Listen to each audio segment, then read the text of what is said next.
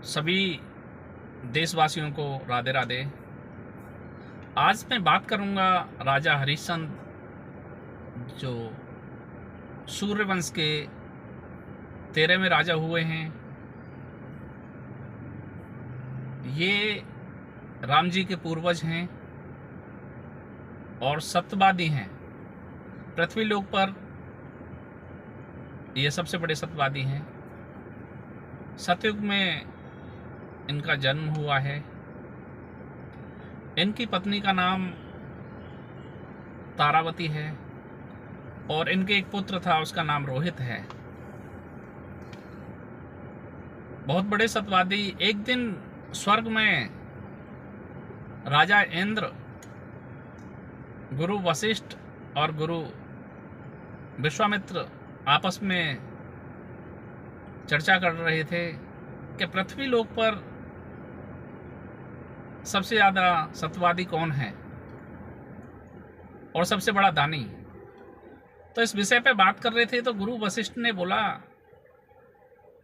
कि राजा हरिश्चंद्र आज के समय में पृथ्वी लोक पर सबसे बड़ा दानी और सत्यवादी है। विश्वामित्र जी ने बोला कि मैं पृथ्वी लोक पर जाता रहता हूँ, पृथ्वी लोक पे कोई ऐसा है ही नहीं जो सबसे ज़्यादा दानी हो और जो है सत्यवादी भी हो। उसके बाद में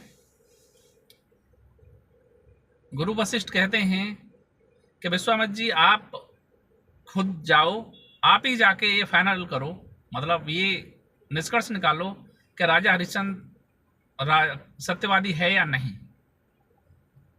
राजा हरिश्चंद्र के पास में विश्वामित्र जी एक साधु के रूप में जाते हैं। जंगल में इनकी मुलाकात होती है। राजा हरिश्चंद्र भी जंगल में जाते हैं, मुलाकात हो जाती है। मुलाकात होने के बाद में राजा हरिश्चंद्र प्रणाम करते हैं उनको। तो बातें होती हैं तो बोलते हैं विश्वामित्र बोलते हैं मैं आपसे कुछ मांगने आया हूँ। मैं एक यज्ञ करना चाहता हूँ और एक बड़ी यज्ञ करने के लिए मेरे को कुछ आपसे आवश्यकता होगी। तो राजा हरिश्चंद्र बोलते हैं कि आप मेरे को बताओ, जो आप मेरे को बोलोगे मैं आपको वो दूंगा। कि अभी समय आने दो, जब समय आएगा तो मैं आपको आके जरूर बताऊंगा। कुछ दिन बीत जाते हैं। कुछ दिन बीतने के बाद में विश्वामित्र जी दरबार में जाते हैं। राजा हरिश्चंद्र का दरबार लगा हुआ था। राजा हरिश्चंद्र उन्हें पहचान लेते हैं, आइए मुनिवर, और उनसे यज्ञ के बारे में बात करते हैं कि आप यज्ञ के बारे में बताओ, यज्ञ का क्या चल रहा है।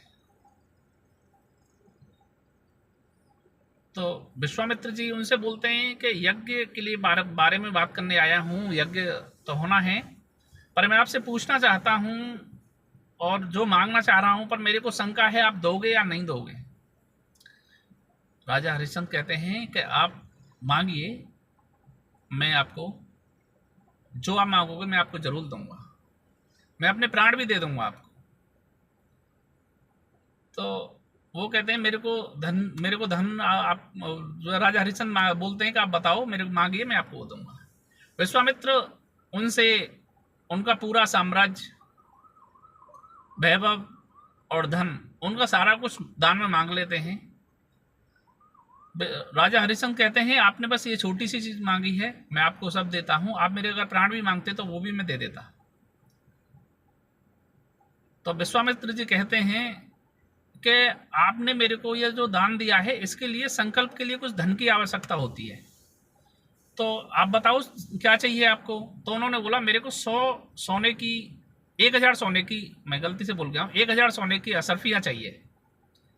तो 1000 सोने की असरफियाँ वो मांगते हैं। तो वो अपने मंत्री से बोलते हैं राजा हरिश्चंद्र के गुरुदेव को आप जो है सोने की असरफियाँ ला के। तो विश्वामित्र जी तुरंत उनको रोक देते हैं कि नहीं, अब आपके राजा ने मेरे को सारा साम्राज्य अपना दे दिया है, उन जिसमें से दान कर दिया है उस दान में से दोबारा दान नहीं हो सकता। आप मेरे को ये दान नहीं कर सकते, आप मेरे को सोने, मतलब 1000 सोने की असरफियाँ अलग से दोगे। जब तक कोई भी पद पर रहता है, कोई राजा रहता है तो अलग बात होती है, और जब राजा नहीं होता है तो अलग बात होती है। हमारे अधिकारी हैं, आईएएस अधिकारी हैं, हमारे पुलिस विभाग में जितने भी इंस्पेक्टर हैं, डीएम, एसडीएम, जितने भी हैं, किसी पद पे रहते हुए जो पद की गरिमा होती है वो अलग होती है, और रिटायर होने के बाद में अलग होती है, उसमें फ़र्क आता है। तो राजा हरिश्चंद्र बोलते हैं, आप मेरे को कल शाम तक का समय दो, मैं आपको 1000 सोने की असरफियाँ दूंगा। राजा कई अपने साथियों से बात करते हैं, किसी ने एक असरफी नहीं दिया। राजा हरिश्चंद्र अयोध्या से काशी जाते हैं, और काशी जाकर के और अपने यहाँ पे अपने आप को बेचते हैं। वो खुद और उनकी पत्नी तारा और पुत्र रोहतास और तारावती को एक ब्राह्मण खरीदते हैं, और इनको एक शमशान घाट पर एक जो हरिजन होते हैं वो इनको ले लेते हैं, ये खरीद लेते हैं। राजा हरिश्चंद्र सोने की असरफियाँ लेके विश्वामित्र जी को दे देते हैं। उसके बाद में ये शाम को वापस उस घाट पर पहुंच जाते हैं जहाँ इनकी ड्यूटी लगती है, जहाँ शमशान घाट होता है। शमशान घाट पर ये पहरा देते हैं, और जो भी वहाँ अंतिम संस्कार करने के लिए जाते हैं वहाँ से उनसे कर लेते हैं। उधर समय का परिवर्तन होता है। तारावती और पुत्र रोहतास जिन पंडित जी के यहाँ पे रहते हैं, तो पुत्र रोहतास जंगल में फूल पूजा के लिए फूल तोड़ने के लिए जाते हैं, तो वहाँ पे उनको सर्प डस लेता है। सर्प डसने से और रोहतास की मृत्यु हो जाती है। मृत्यु होने के बाद में रात्रि का समय होता है। तारावती उस लाश को लेके, अपने बेटे की लाश को लेके शमशान घाट पहुंचती हैं, तो रोने की आवाज़ आती है। जब रोने की आवाज़ आती है तो राजा हरिश्चंद्र भी वहाँ पे पहरा दे रहे थे। राजा हरिश्चंद्र वहाँ पहुँचते हैं, तो उस टाइम पे तारावती ने अपना चेहरा ढक रखा था, घूंघट कर रखा था। तो उन्होंने बोला कि आप कौन हो देवी, आप इस समय इस शमशान में क्या कर रहे हो रात को? तो अब बताती हैं कि मेरा ये पुत्र है और ये इसे सांप ने डस लिया है, इसका अंतिम संस्कार करने आई हूँ। जब इनकी बातें होती हैं आगे तो पता चलता है कि ये तो मेरा पुत्र है और ये मेरी तारा है। एक जो रानी जिसे सूर्य भी दर्शन करने के लिए उसे पर्दाओं के बीच में जाना पड़ता था, जो तारावती सोने के गहने से लदी रहती थी और रेशम की साड़ियां पहनी थी, समय का जब परिवर्तन होता है तो कहां से कहां पहुंचा देता है। तारावती ने सूती धोती पहन रखी है। उधर ये अंतिम संस्कार नहीं करने देते हैं बिना करके, वो आधा कफन मांगते हैं हरिश्चंद्र। तो तारावती अपना आधा कफन उनको देती हैं। वो कहती हैं मैं आधा कफन दे देती हूँ आपको, आधी साड़ी दे देती हूँ, अपनी धोती आधी उनको फाड़ के देती हैं और आधी धोती से अपना तन ढकती हैं। उसके बाद में पुत्र का अंतिम संस्कार करती हैं। जब अंतिम संस्कार करती हैं तो स्वर्ग में हलचल होती है, बादल गरजते हैं, तो सारे देवता देखते हैं कि हो क्या रहा है। वैसे इस कहानी को जब मैंने गहराई से पढ़ा तो मेरे को भी हृदय से दुख हुआ कि समय कैसा परिवर्तनशील है।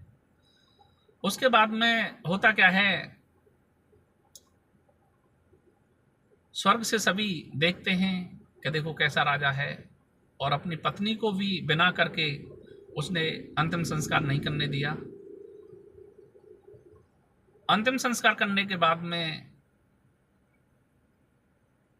ऋषि विश्वामित्र आते हैं और हरिश्चंद्र को अपने गले लगाते हैं।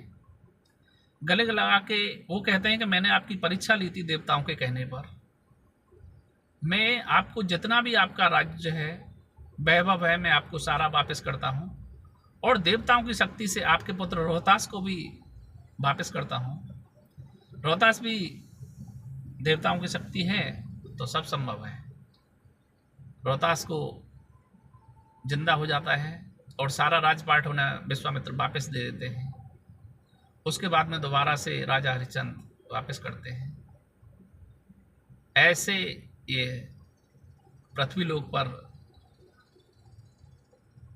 राजा हुए हैं जिन्होंने अपना सारा राजपाट एक ऋषि के कहने से दे दिया। कहानी मेरे को आप लोगों को कैसी लगी है? अगर इसमें कोई त्रुटि है तो आप मेरे को कमेंट करके बताएं। आप सभी को राधे राधे।